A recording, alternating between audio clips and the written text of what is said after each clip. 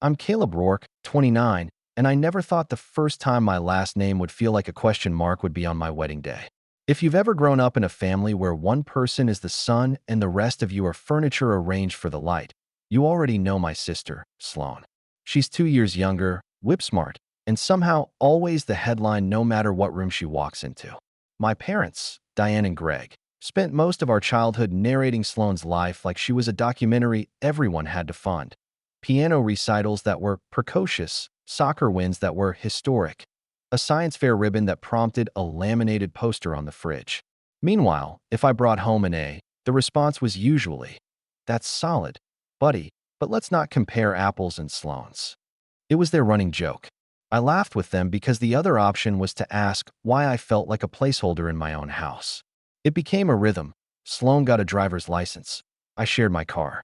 Sloane got into a good university. I worked extra shifts to help with dorm supplies. Sloane took an internship. My dad called it a career trajectory and asked me not to distract her when I visited home. My milestones took up less space because in a family like mine, attention is a finite resource and Sloane had a lifetime subscription. I met Elena 3 years ago in a coffee shop near my office, the kind of place that believes string lights can fix any problem. She ordered tea and asked the barista how his test went because she remembered he was studying. That was the first thing I noticed about her, how easily she saw people. I was deep in a deadline for a client, and I had this habit of counting the things that were going right that day so the noise didn't win, and I remember thinking, I met someone kind. We started talking because she asked if she could share my outlet, then stayed because we both laughed at the exact same line from the person on the phone behind us. Within months, my apartment, which had always felt like a waiting room, started to feel like a home. We built slow. We made a ritual of Tuesday omelets. We kept an old jar on the bookshelf where we'd fold up little memories and shove them in. First road trip sputter, Elena's jacket left at the park, found by a dog, Caleb's first bad haircut of 2023, so that on tough days we could remember we were made of more than a bad meeting. When I proposed, I did it in that same coffee shop, with string lights above us and a slightly sticky table under our elbows. She said yes with both hands on my cheeks like I was an answer she'd been looking for. By then, Sloane had become an analyst at a big firm downtown, the kind with glass walls and the kind of refrigerator where snacks appear without warning. She spoke about work like it was a weather pattern only she knew how to read. It was upside and signals and velocity, words that made my parents nod as if she was reading scripture. When we told my family we were engaged, they congratulated us, but the way my mom's eyes flicked to my sister first was as practiced as breathing. At brunch a week later, Mom said, "We'll have to plan around Sloane's quarter end, of course. Not, let's find a date that works for everyone." Just an orbit declared without discussion. Sloane didn't even look up from her phone when she said, "My calendar's a slaughterhouse. Thursdays are decent." Elena squeezed my knee under the table. We had already put a deposit on a venue for a Saturday in late spring, a date that felt like a storybook page. Sun, flowers, friends who could fly in. The exact weekend the venue had a string quartet available for the ceremony. My stomach tightened, but I said I'd send the save the dates and we could sort out details later. I have spent much of my life translating later into just make it work. From the start, wedding planning traced the old grooves in my family's dynamic. When we sent the invitations, my parents responded in the family group chat with "so proud of you both," followed, within the hour, by a link to an article about the youngest partner in Sloane's division because this is the kind of talent Sloane's learning from. RSVPs trickled in. My aunt wrote a sweet message about how she couldn't wait to meet Elena's parents. My cousin asked if there would be an open bar and then pretended her account was hacked when I said yes. Weeks went by. My immediate family didn't RSVP. I told myself they were busy. I told myself not to make it weird. It took Elena's maid of honor, Nora, to say out loud what I didn't want to admit. "Are they trying to see if you'll move the date around Sloane?" When I asked my mom about it, she said, "Oh, honey, we're coming. We're just not sure what the schedule is because Sloane has a big thing." The phrase "big thing" was now a near-religious relic. I asked what the big thing was. Mom smiled like she was granting me a favor. "She's getting promoted. They're thinking of announcing it that weekend. It's all happening very fast." I didn't want my wedding to be a scheduling contest with my sister's job, so I did what I always do. I looked for a compromise. We moved our rehearsal dinner earlier so my family could attend a firm cocktail event on Friday. We adjusted the timeline so formal photos would be in the morning. If Sloane had to leave early, at least she'd be in the family shots. When Elena and I sat with our planner to finalize seating charts, I asked that my family be placed near the aisle so they wouldn't have to cross the room if they arrived late. Elena didn't love it. I could see it on her face. But she knew my history with them, knew how hard it was for me to say, I want. The Saturday before the wedding, we did a last-minute visit to the venue to test the arch and check the sound system. I called my mom from the parking lot just to share the moment. She answered with, I can only talk for a minute. We're at Sloane's office for a surprise breakfast the board set up. It's so generous. Caleb, they even brought flowers. I said that was nice and told her the arch looked beautiful. She said, oh, we'll see it on the day. She said it like we were talking about a matinee show that could start without them. Elena's family, by contrast, showed up to everything. Her dad, Thomas, came early to the rehearsal to help carry cases of water. Her mom, Ruth, brought a cooler of cut fruit because she worried people would forget to eat while bustling. They circled us like a gentle weather system, calm, nourishing, unintrusive. In the final week, the text threads multiplied. Hair schedules, vendor checks, last-minute shoe decisions. My friends booked flights. My college roommate messaged me that he couldn't wait to roast me in his toast, and then immediately followed up to ask if that was acceptable because he didn't want to add stress. In our own small apartment, Elena and I pressed the last creases out of table numbers and wiped down the champagne flutes we'd splurged on with store credit from a wedding registry hack. We were doing it. It felt close enough to touch. Every time I started to imagine the day, Elena walking toward me, my hands a little unsteady, another thought would intrude, unwelcome but insistent. Where will my family be standing when she reaches me? 2 nights before the wedding, Sloane called. Hey, big day coming up, she said, like she was commenting on the weather. I told her we were excited. She launched straight into logistics. So, my team is doing a thing Saturday night. It's basically a dinner to announce the promotion. It's a big deal. Partners will be there. It's at the exact time of your reception. I said nothing. She continued, I can probably make your ceremony if it doesn't run long, but I'll have to head downtown right after photos. I'll swing back later if the dinner ends early. The words settled in like frost. I heard my voice come out quietly, like I was listening to it from another room. Sloane, it's my wedding.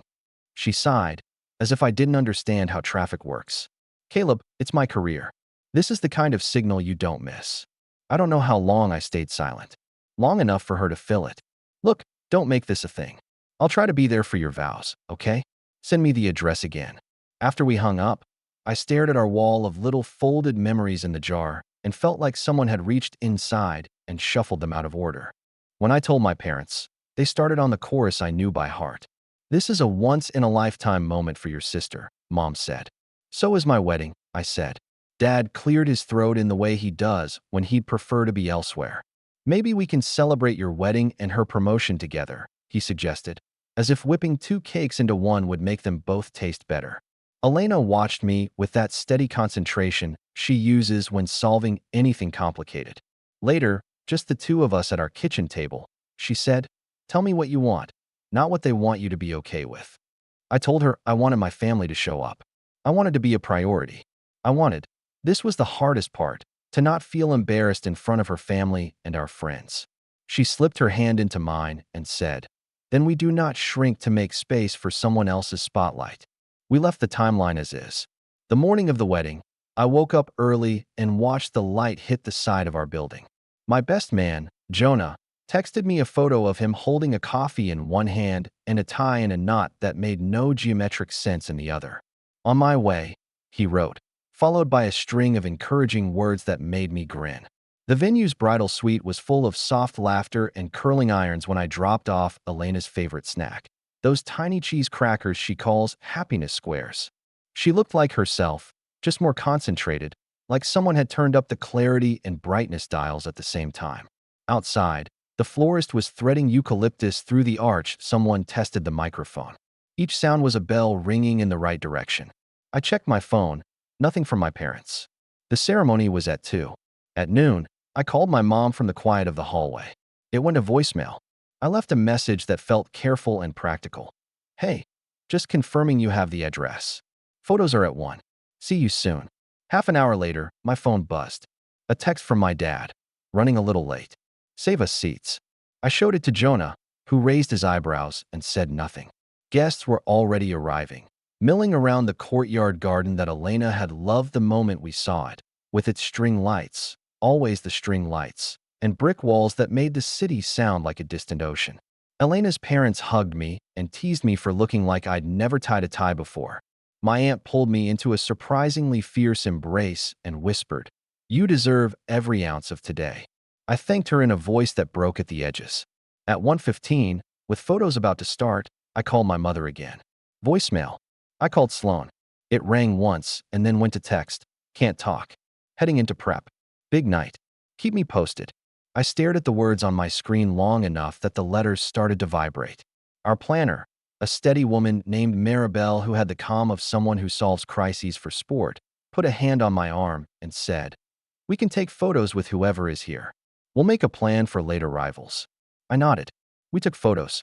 Elena and I did the first look we'd debated for months and then finally agreed on because we wanted one moment to breathe together before the ceremony. When she rounded the corner and I saw her, the noise dropped out. It's strange how much love can quiet a person. The ceremony started on time. Rows of our friends and Elena's family turned toward me as music swelled. The seats reserved for my family in the front row were empty, their little white cards shining like unsent letters. I made a private decision right then. I would not look at those chairs while Elena walked toward me. I would look at her and read the promise we had written to each other the night before, all our small rituals braided into something we could hold in our hands. When I slid the ring onto her finger and she slid one onto mine, I felt like we had done something a little rebellious in its simplicity. We chose each other without permission. We kissed. People cheered. I allowed myself 2 seconds to glance at the front row. Still empty. The music carried us down the aisle through bubbles and soft laughter. In the receiving line, friends shook my hand and Elena's college roommate cried in a way that made her makeup artist hover worriedly with a tissue. We moved into the cocktail hour. Nora handed Elena a glass of water like a secret mission. Our first dance song played on a loop quietly over the speakers so the band could rehearse the transitions. My phone stayed in my inner jacket pocket like a weight I refused to adjust. By the time we cut the cake, a 3-tier thing Elena had described as not too fancy, but not like we made it ourselves with a cookbook from 1998. I had worked through the first wave of anger and moved into a numbness that felt like my body trying to protect me from embarrassment. The evening light had turned the courtyard gold. People were happy. The band had found that exact tempo that makes old men think they can still do the dip without chiropractors. We held the knife together, and I remembered reading somewhere that the first slice is a symbol. I made mine careful. The photographer said, "Perfect. One more." We fed each other a small bite because Elena hates the messy smearing thing. It gives her secondhand embarrassment. Everyone clapped softly like we had just learned how to breathe. And then my jacket hummed. I thought it was just one buzz, but when I slipped my phone out discreetly, the screen lit up with an avalanche that made my chest go cold. 49 missed calls. The notification banner counted them like a drum roll. Mom, mom, mom, dad, mom, unknown number, mom again. A new text slid onto the screen before my eyes could catch up with the tally. It was from my mother. I saw the first line and felt the room tilt a degree to the left. "Caleb, pick up. Something happened. You need to." The message cut off and another appeared, as if she was typing in a hurry. "We didn't come because we had to be somewhere very important. You have to understand." But now, the rest blinked into place. "Just call me. It's Sloan." Elena felt my hand go still where it was resting on the tablecloth. "What is it?" she asked quietly, in a voice meant for only me. I swallowed, hearing the band start the next song, the buzz of conversation continuing, the small kingdom of our day humming along, unaware. My phone buzzed again, harder this time, as if insisting. The screen flashed a third message from my mother, and before my mind had time to decide how to feel, my eyes read the words that would make the air around me thinner than paper. "Caleb, you need to come. Please." My mother's texts burned at the edges of my mind while the music swirled around me. 49 missed calls. It was almost comical, except nothing about it felt funny. I slipped the phone back into my pocket and forced myself to smile when Elena's aunt tapped her glass with a fork and made some gentle joke about how we looked like a magazine couple. But my chest was heavy with a question that wouldn't quiet. What could possibly be more important than showing up for me? I already knew the answer, but I didn't want to say it aloud yet. Sloan. Always Sloan. When the band started our first dance, I kept my eyes locked on Elena's because the alternative was scanning those empty seats, each one screaming louder than the music. My mother's words replayed like a cruel soundtrack. We didn't come because we had to be somewhere very important. Not we couldn't. Not we're sorry, but we chose. The knife twisted with every slow step across the dance floor. Elena whispered, "You don't have to hide it from me." I know. Her voice was steady, but I saw the flicker of pain too, because this wasn't just about me anymore. They had disrespected her, too. My family had left their absence sitting in the front row like an accusation. After the dance, Jonah pulled me aside. He's blunt, always has been. "You gonna tell me why your parents think RSVPs are optional?" he asked, folding his arms. I hesitated, then showed him the screen with the missed calls. He read the text, his jaw tightening. "So let me get this straight," he said, lowering his voice. "They skipped your wedding to attend your sister's work dinner?" His words made it sound absurd, but that's exactly what it was. My throat burned. "It's her promotion," I muttered, as if saying it softer would make it more reasonable. Jonah shook his head. "Man, I don't care if she got knighted. This is your wedding. They're making a choice. Don't let them sell you otherwise." I wanted to believe he was wrong, but the pattern was too familiar. Flashbacks stacked up like unwanted Polaroids. Sloane's high school graduation party, when they moved my birthday dinner to the next week so she could celebrate uninterrupted. My college graduation, where they arrived late because traffic from Sloane's recital was a nightmare.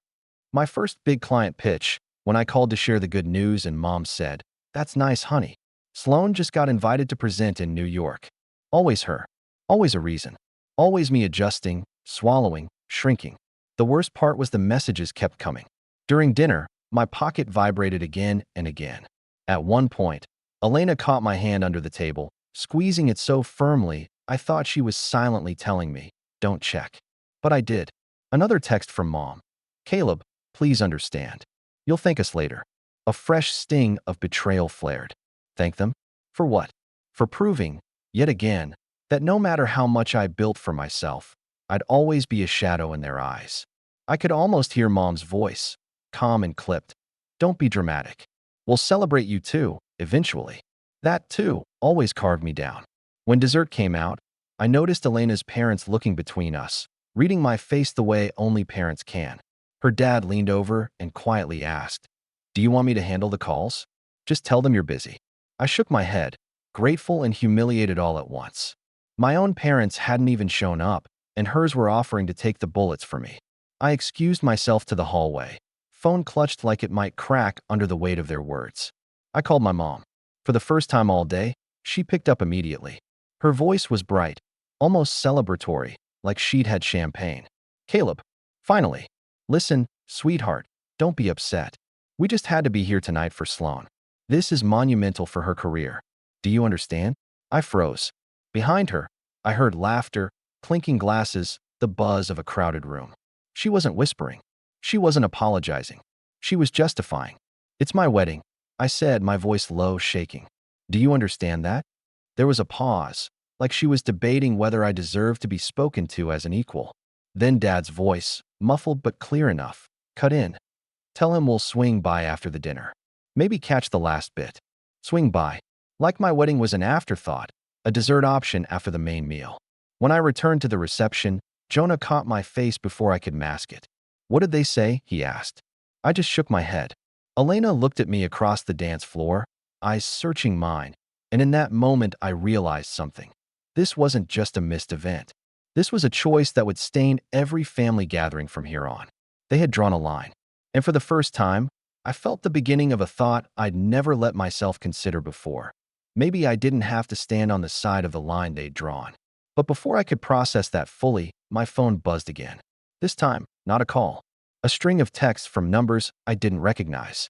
Each one the same, copied and pasted, like someone had blasted them out to everyone. "Congratulations to Sloane on her big promotion tonight. Such a proud family moment. My stomach dropped. My parents hadn't just chosen her, they were broadcasting it, while my wedding, my vows, my life with Elena was treated like background noise. And that was when the buzzing stopped being background. It became the soundtrack of the night. And it became clear that this wasn't going to fade quietly. It was going to escalate. I thought the copied texts from strangers would be the peak of it. That nothing could sting harder than watching my own wedding shrink into the background of someone else's victory parade. But betrayal doesn't just arrive at the door. It settles in, pulls up a chair, and makes itself comfortable until you can't ignore it anymore. And that's exactly what happened as the night unfolded. Elena and I had just finished the rounds of thank yous, weaving between tables while friends clinked glasses and cousins made jokes about who would catch the bouquet. I was clinging to the joy in the room, determined to hold on to what was mine. But halfway through our walk, Jonah caught my shoulder, face pale. "Caleb," he said quietly, "you need to see this." He turned his phone toward me.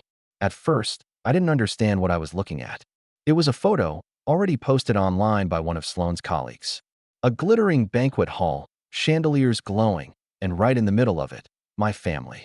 Mom, Dad, and Sloane, arms linked, all grinning. The caption read, "Celebrating the unstoppable Sloane Rourke, newly promoted to vice president." What a night. The timestamp made my throat close. Posted 15 minutes ago, which meant while Elena and I were thanking our guests for being here, my family was busy smiling for cameras at my sister's dinner. The photo spread fast. Guests at my wedding began noticing it too. Phones buzzed, screens lit up, whispers traveled table to table. By the time I returned to my seat, Elena's maid of honor leaned across the table with an expression equal parts pity and anger. "Caleb, I'm so sorry. People are talking." My chest constricted. It wasn't just the absence anymore. It was public. It was deliberate. My family hadn't simply skipped my wedding. They had chosen to showcase their presence elsewhere, as if erasing me from the narrative was the natural order of things. Then came the text that broke something inside me. My mom again. "We couldn't miss this night, sweetheart. It's history for Sloane. But don't worry, we'll stop by your reception later for a toast.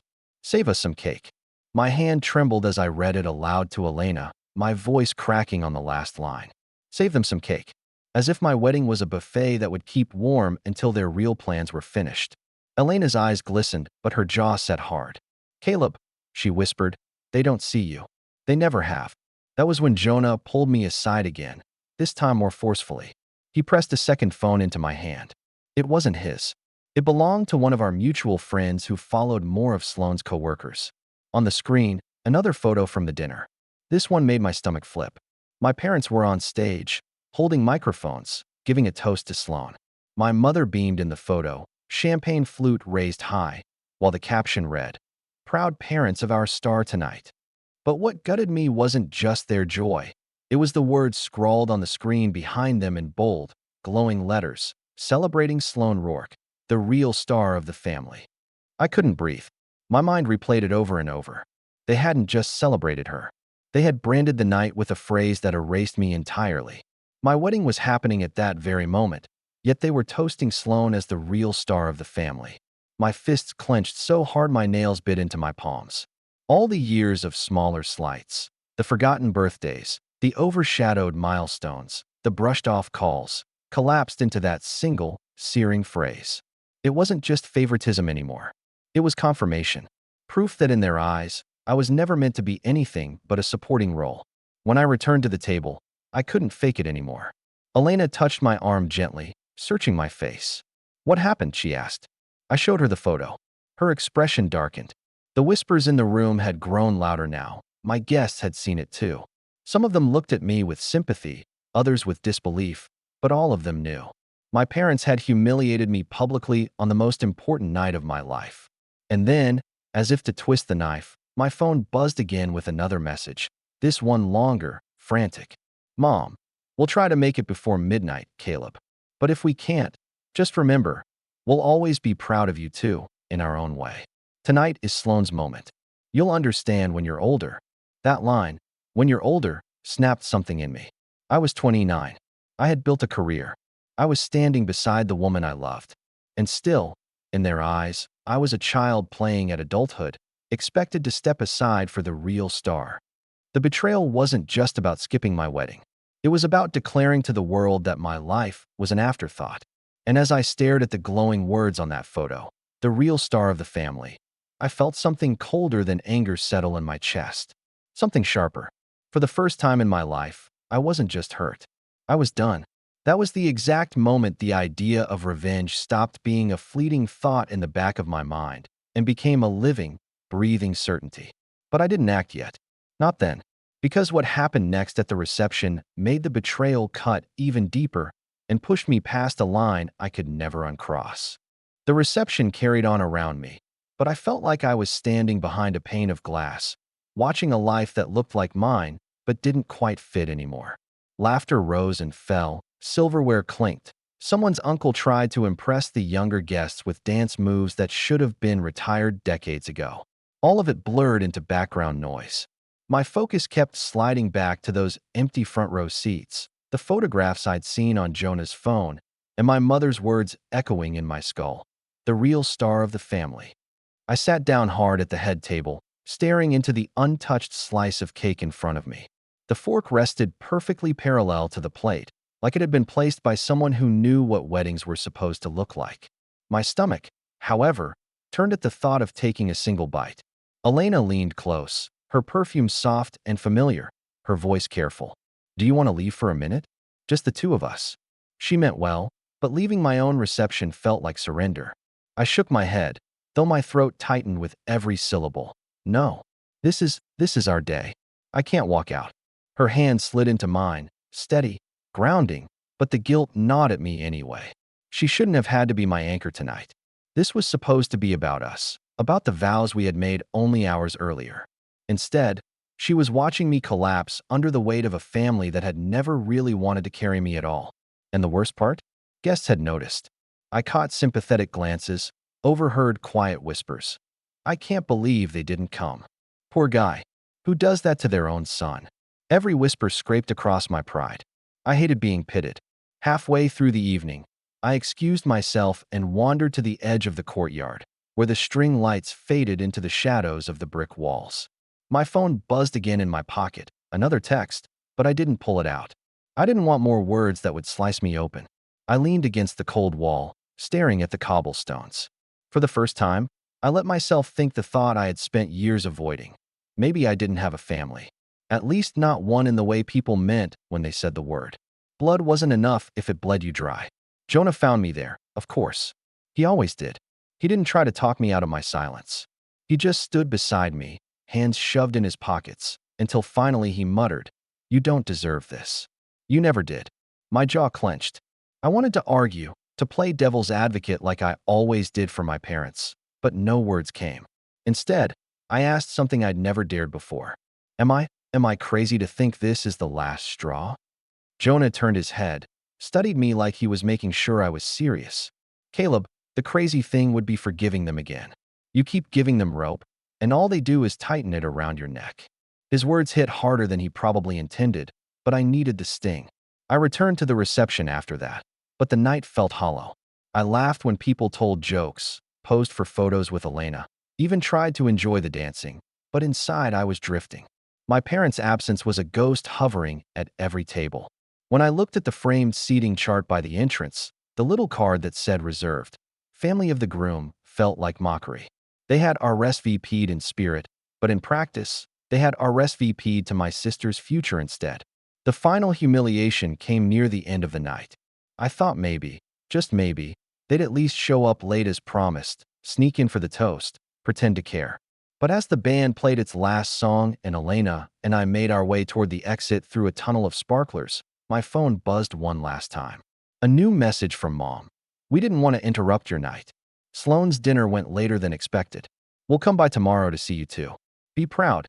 Caleb, you've had a lovely day. And tonight, so did your sister. What a blessing for the family." That was it. No apology. No acknowledgement of the wound they'd carved. Just a neat little bow tying my wedding and my sister's promotion together as if they were equal milestones in the family ledger. The anger I'd felt earlier had burned out, leaving only ash. I didn't even reply. I powered my phone off and slipped it into Elena's bag. She gave me a look, half question, half relief, but didn't press. She knew. As Elena and I climbed into the car waiting to take us to our hotel, the cheers of our friends fading behind us, I stared out the window at the blur of city lights. Something hardened inside me. This wasn't just another slight to swallow. This was final. I'd hit rock bottom with them, and maybe that was exactly what I needed. Because in the silence of that car ride, while Elena rested her head on my shoulder, I began to sketch the first lines of a plan. A plan that would make them feel the weight of their choices in ways they never expected. I didn't know the details yet, but one thought repeated like a drumbeat in my chest. If they wanted to crown Sloane the star of the family, then I would show them what happens when the star burns too bright and leaves everyone else in the dark. The morning after the wedding, sunlight streamed through the hotel curtains, catching on the white folds of Elena's dress where she'd draped it across the chair. For a long time, I just lay there, staring at the ceiling, my mind numb from the night before. I should have been replaying our vows, the dance, her smile under the string lights. Instead, I kept seeing my parents on that stage, champagne flutes lifted high, words glowing behind them. The real star of the family. Elena stirred beside me, her hair tousled, her face soft with sleep. She opened her eyes and gave me the kind of smile that used to fix everything. But I must not have smiled back because her brow furrowed. "Still thinking about them?" she asked gently. I nodded, ashamed. She touched my cheek. "Then don't. Not today.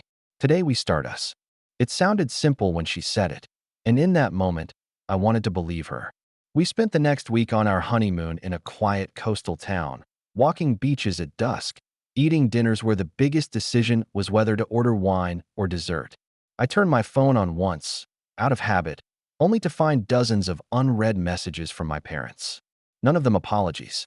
Just updates about Sloane's new role, her glowing LinkedIn post, her quote in some industry article. My chest tightened, and I shut it off again. Elena caught me staring at the blank screen that night. "Caleb," she said firmly, "you don't have to keep hurting yourself. You're allowed to choose peace." Something about those words struck deep. Allowed to choose peace. For so long, I'd lived as though peace was only granted if my parents approved, if my sister allowed me to stand in her light. But lying there beside Elena, in a room filled with nothing but the sound of waves, I felt the faintest spark of something different: control. When we came back, I threw myself into work. I'm an architect, and at the time I was juggling mid-tier projects for commercial spaces, safe, profitable, but unremarkable. The betrayal at my wedding had left me restless, raw, like I needed to prove something, not to them, but to myself. So I took a risk. I pitched a bold design to a client who wanted a mixed-use building downtown. My colleagues thought it was too ambitious, too expensive, but the client's eyes lit up. "This isn't just a building," he said. "It's a landmark." We won the bid. That project became my obsession. I stayed late, refined every detail, fought for the design against skeptics in boardrooms. And when construction began, it turned heads across the city.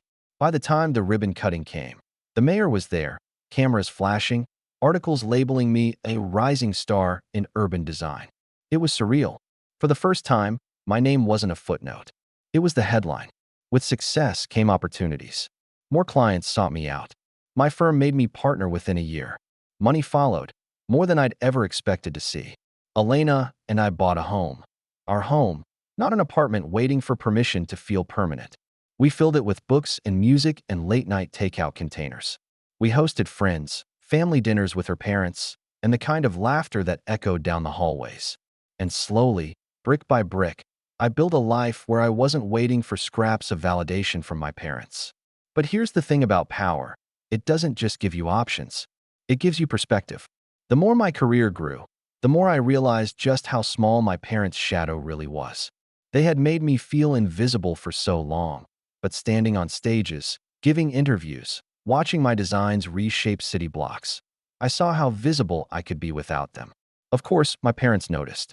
They reached out more often, though their words were always laced with the same tone.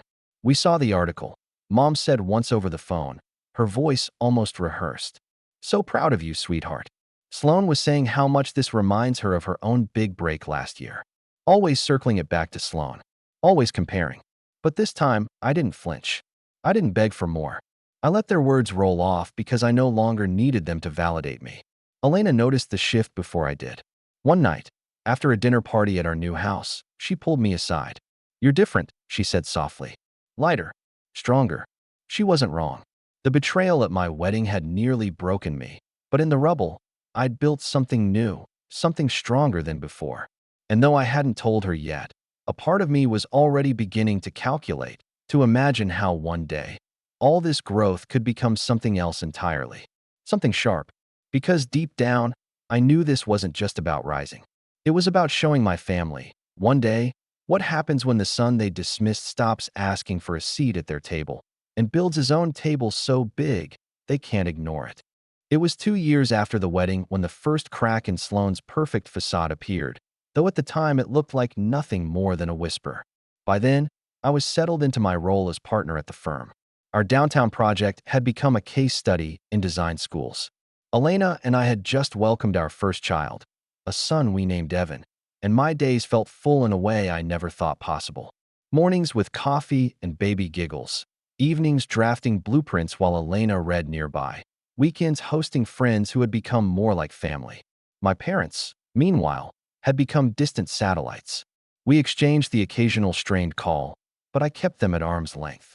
They still managed to turn every conversation into a monologue about Sloane's latest triumph, as if my life was a commercial break between her episodes. Then one afternoon, at a networking event downtown, I found myself chatting with a man named Richard, an older partner at a rival firm. We were comparing notes on city zoning regulations when he leaned closer and lowered his voice. "You're Sloane Rourke's brother, aren't you?" My chest tightened at the question, but I nodded cautiously. Richard chuckled, but there was no humor in it. "Bright girl, sure, but her divisions stretched thin. She's playing with fire." Heard her name come up in connection with some risky numbers. At first I brushed it off. My parents had always painted Sloane as infallible, but the seed was planted. Over the next few weeks, I started noticing things I hadn't before. Articles praising her firm now mentioned challenging quarters buried in the fine print. A former classmate of mine who worked in finance dropped her name during lunch, shaking his head. "She's talented, but aggressive. One misstep, and it'll all come crashing down." I didn't go digging yet, but I stored every piece of information carefully, like puzzle fragments waiting for their moment. Meanwhile, my own influence kept expanding. The firm tapped me to lead a multi-city project, a contract that would tie me directly to government committees and influential investors. It was the kind of role that didn't just build buildings, it built reputations, networks, leverage. For the first time, people weren't just treating me as a talented architect. They were treating me as someone who shaped the future of the city. Invitations flooded in, panels, galas, charity boards. I accepted most of them. Every handshake, every introduction was another brick in the foundation of something much larger than I'd ever imagined. Elena supported me through it all.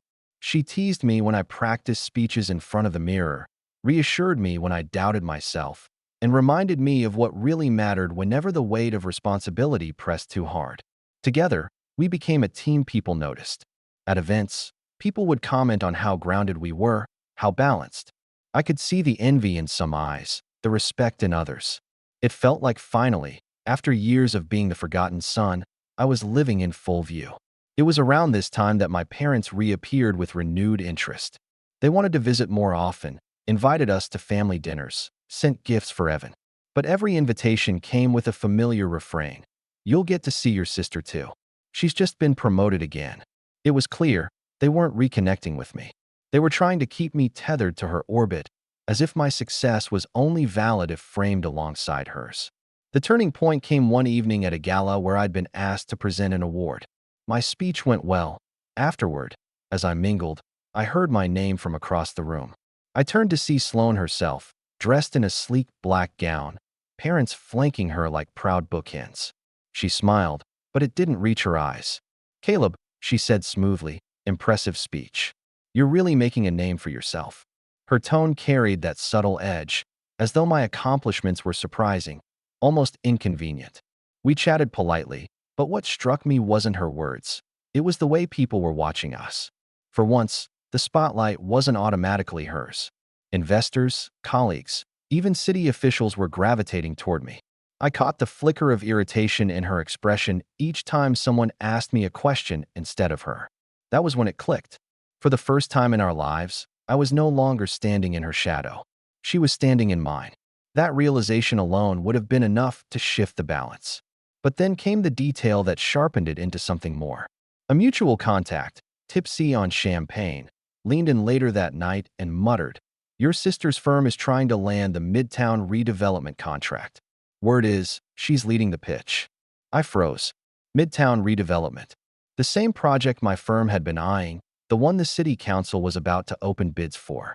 I smiled politely, but inside, the pieces clicked together with startling clarity. My sister was about to fight for the very kind of project that had defined my rise. And I was in the perfect position to challenge her, not just as an architect, but as someone who had cultivated influence, respect, and allies she didn't even know I had. As Elena and I drove home that night, she glanced at me, reading the quiet calculation in my expression. "You're thinking about something," she said softly. I hesitated, then replied, "I think the time is coming." She didn't ask for details. She just nodded, slipping her hand into mine. She knew. That night, lying awake beside her, I stared at the ceiling again. But this time, the weight in my chest wasn't despair. It was resolve. My family had crowned Sloane the star of the family on my wedding night. But now, fate had handed me a stage of my own. And for the first time in my life, I had the power not just to stand in the light, but to decide who deserved to stay in it. The Midtown redevelopment project was the kind of opportunity that only came once in a generation. Whoever won, it would shape the face of the city for decades and cement their reputation as a leader in their field. For Sloane, it was a chance to prove she was more than just a corporate climber. It would make her a public figure. For me, it was the perfect battleground. From the moment I heard her firm was pitching, I knew what I had to do. I didn't storm into meetings with vengeance written on my face. I didn't call my parents to gloat or confront my sister outright. No, this wasn't about loudness. It was about precision. Quiet, steady, deliberate. If they had branded Sloane as the real star of the family on my wedding night, then I would show them how quickly stars burn out when you remove the oxygen. First, I leaned into the network I'd built. Over the past year, I'd sat on panels with city planners, shared meals with council members, and donated to community initiatives that meant something to the people making decisions. None of it had been calculated at the time. It was just the natural extension of growing influence. But now, every handshake, every thank you note, every favor remembered became part of my arsenal. I made sure the right people understood that my firm's vision for Midtown wasn't just about buildings. It was about community, sustainability, long-term growth. The language of legacy. The kind of language politicians love because it echoes in headlines. Sloane's firm, on the other hand, was known for speed and numbers. They promised efficiency, profits, quick returns. And while that impressed boardrooms, it didn't land as well in city council chambers where reputations were built on serving the public good. I didn't need to sabotage her. All I had to do was highlight what we were offering. Calm, steady, undeniable. But I didn't stop there. Quietly, I gathered what Richard had hinted at months before, my sister's firm's financial risks. Nothing illegal, but enough aggressive accounting and speculative ventures to make any city nervous about handing them a multi-billion-dollar redevelopment contract. I compiled the data carefully, framing it not as an attack, but as due diligence. When we submitted our proposal, it included a discrete appendix, a comparison of our stability versus our competitors' volatility. I didn't even have to name her outright. Numbers spoke louder than I ever could. The day of the pitch arrived. Elena kissed me before I left the house, her eyes steady, her words simple. "Show them who you are." I walked into that council chamber with my team behind me, every detail of our presentation polished to perfection. When it was my turn to speak, I didn't think about Sloane. I thought about the empty seats at my wedding. I thought about my mother's words, "You'll understand when you're older." I thought about the little boy asleep at home who deserved to grow up knowing his father never let himself be erased. Our pitch landed like thunder. The renderings drew gasps.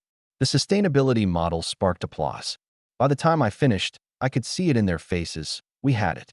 Sloane's firm presented afterward, polished and confident, but I noticed something in her delivery. A tightness around the edges. She knew she was competing against me, and for the first time in her life, she didn't have the advantage of parents whispering in the audience or a family narrative carrying her forward. She was alone up there, and she looked it. 2 weeks later, the The decision was announced. My firm had won the contract. The press release described our vision as transformational and a project for the people. I stood on stage at the press conference, shaking hands with city officials, cameras flashing, my name plastered across headlines. My parents weren't there to see it. My sister wasn't either. But I didn't need them. I knew they'd see it anyway, because how could they not? That evening, my phone lit up with a text from my mother. "Caleb, we saw the news. Congratulations. Of course, it's a shame your sister's firm didn't win, but we're still proud of you. Maybe next time we can all celebrate together." I stared at the message for a long time, then set the phone down without replying. The silence was my answer. Revenge, I realized, didn't always have to be loud. Sometimes it was as simple as building so high that the people who once looked down on you were forced to crane their necks just to keep up. My parents had crowned Sloan the star of the family at my wedding. But now, the city itself had placed me at the center of its story. And for the first time, I felt something I hadn't in years, not just vindicated, but untouchably free. Yet the true reckoning didn't come with the contract. It came later, when my parents and sister tried to step back into my life, as if nothing had happened. That was when the real fallout began, because by then, I wasn't just in a position of strength. I was in a position to decide how much of me they were even allowed to see. The fallout began quietly, like a slow leak no one notices until the floor is soaked. After my firm won the Midtown redevelopment contract, articles poured out about the project, my name attached to each one. I was interviewed on the radio, invited to speak at universities, even asked to consult for other cities looking to revitalize their downtowns. My parents didn't call for a few weeks, maybe hoping the excitement would fade. But when it didn't, when the world kept repeating my name instead of Sloane's, they showed up. Literally. One Saturday morning, Elena and I were in the yard with Evan, watching him wobble his first steps across the grass, when I saw my parents' car pull into the driveway. They stepped out as if nothing had ever happened, smiles plastered on their faces, a gift bag dangling from my mother's hand. "Surprise," she said, her voice too bright. "We thought we'd come celebrate your big win as a family." I stood there, silent, watching Evan cling to Elena's leg. My father stepped forward, nodding toward the house. "We could have a toast inside." We brought champagne. His tone was casual, as if he hadn't skipped my wedding to raise a glass to Sloane, as if they hadn't called her the real star of the family, while my vows went unheard. Sloane wasn't far behind.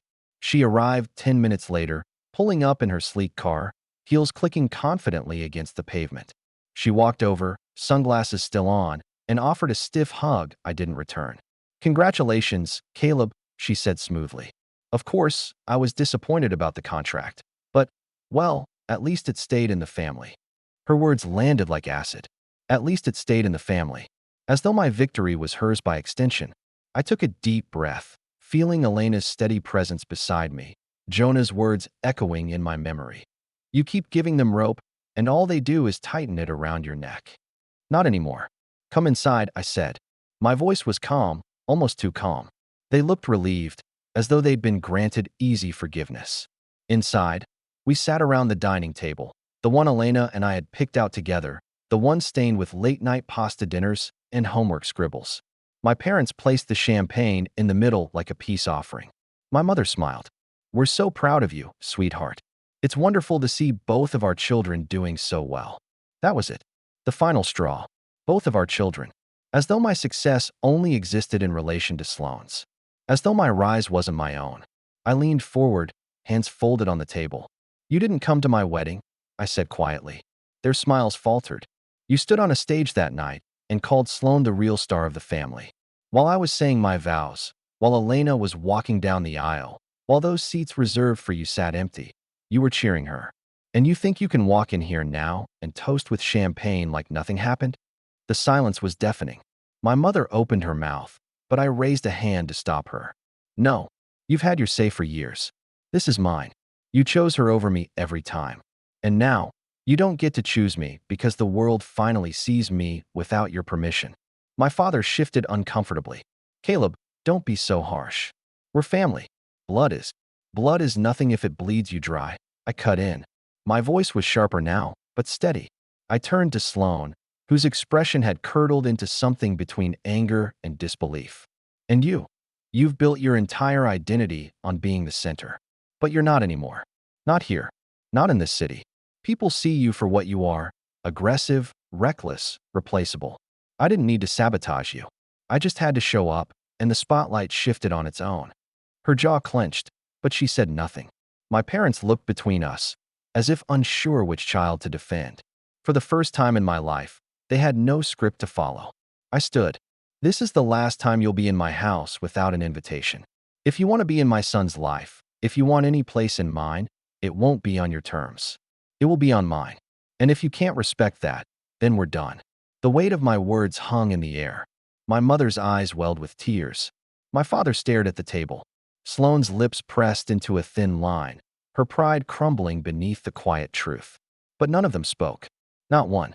I picked up the champagne bottle they'd brought, walked it to the door, and set it outside. You can take it with you, I said, my back turned. We don't need it.